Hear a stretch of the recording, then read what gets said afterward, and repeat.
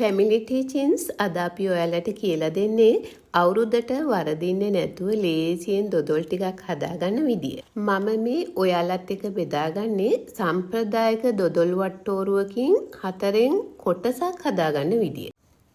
තෙත හාල් පිටි ග්‍රෑම් 200ක් ගත්තා. පිටි ටික හොඳට බෙද ගන්න ඕනේ. අලුව හදන පදම ගානටම. මෙහෙම පිටි ටික බෙදලා ගත්තාම දොඩොල් පුස් නොකා ටික දවසක් තියාගන්නත් පුළුවන්.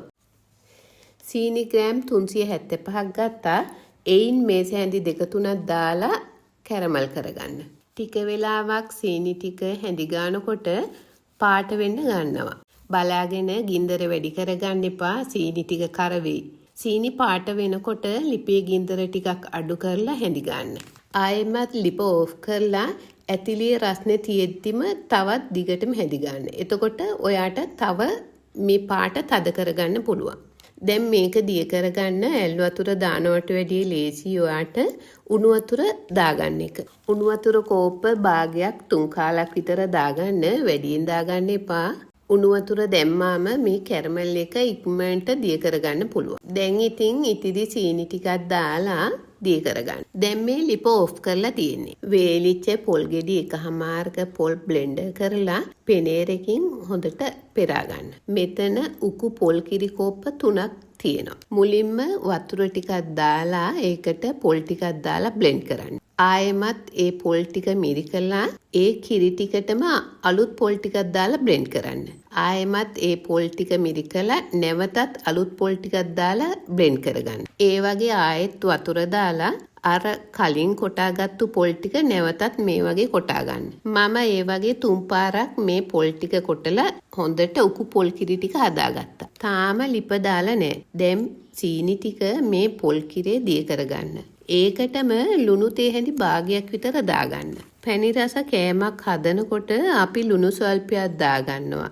එතකොට ඒ පැණි රස තවත් ඉස්මතු කරලා ගන්න පුළුවන්. මතක තියාගන්න තාම ලිප ඕෆ් කරලා තියෙන්නේ. දැන් මේ මිශ්‍රණය නිවුනාම බෙදගත්තු හාල් පිටි ග්‍රෑම් 200 දාලා හොඳට දිය කරගන්න. ඒ දිය වුණාම ලිප දාගන්න. ඔන්න දැන් ඉතින් අපි දොඩොල් හැඳි ගමු. දැන් හරියටම වෙලාව රෑ 10යි. අඩි අල්ලන්න නොදී නිතරම නොනවත්වාම හැඳි ගන්න. දැන් විනාඩි 10ක් විතර ගියා. දැන් නම් මිශ්‍රණය උකු වේගෙන එනවා. තව ටිකක් වෙලා යනකොට මිශ්‍රණය හොඳටම ඝනකම් වෙනවා. අඩිය අල්ලන්න එන වගේ දැනුණාම ලිප ඕෆ් කරගන්න. දර ලිපේ හදනවා නම් දර ටික එළියට ඇදලා ඇතිලියේ රස්නෙන්ම හැඳි ගන්න. ටික වෙලාවකින් ඇතිලියේ රස්නේ අඩු වෙගෙන එනකොට ආයෙත් ලිප ඔන් කරලා මද ගින්දරේ හැඳි ගන්න.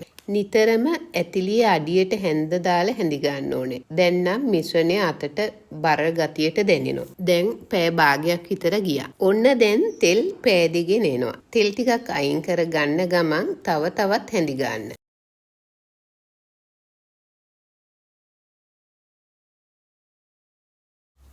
මේ වෙලාවේ මම කරඳ මුංගු කුඩු ටිකක් දාගන්නවා. තාමත් තෙල් එනවා.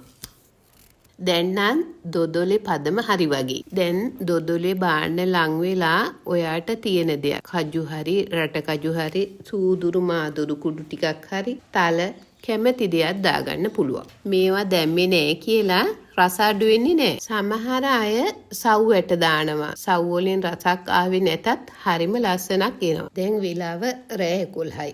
හරියටම පැයක් ගියා. දැන් ඉතින් හොඳ ඝනකමට ආවම ට්‍රේ එකට දාගන්න. මේ වෙලාවට අත ඉක්මන් කරලා ලස්සනට තුනී කරගන්න. තාමත් තෙල් තියෙනවා. තෙල් ටික බේරෙන්න ට්‍රේ එක ටිකක් ඇල කරලා තියාගන්න පුළුවන් නම් හොඳයි.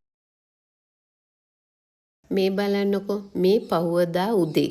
දැන් තමයි මම කෑලි කපාගන්නේ. මේ ට්‍රේ එක ඇල කරලා තිබුණ නිසා තෙල් ටිකක් පල්ලෙහාට බේරිලා තිබුණා. දොඩොල් හැඳි ගන්න බය වෙන්න එපා. කම්මැලි වෙන්නත් එපා. ලස්සනට දොඩෙලේ හදාගත්තාම තියෙන සතුට මේ පාර අවුරුද්දට ඔන්න ඔයත් දොඩොලයක් හැඳි ගාලා ගෙදර අයත් එක්ක සතුටින් රස විඳින්න. අමතක කරන්න එපා මගේ channel එක subscribe කරන්න.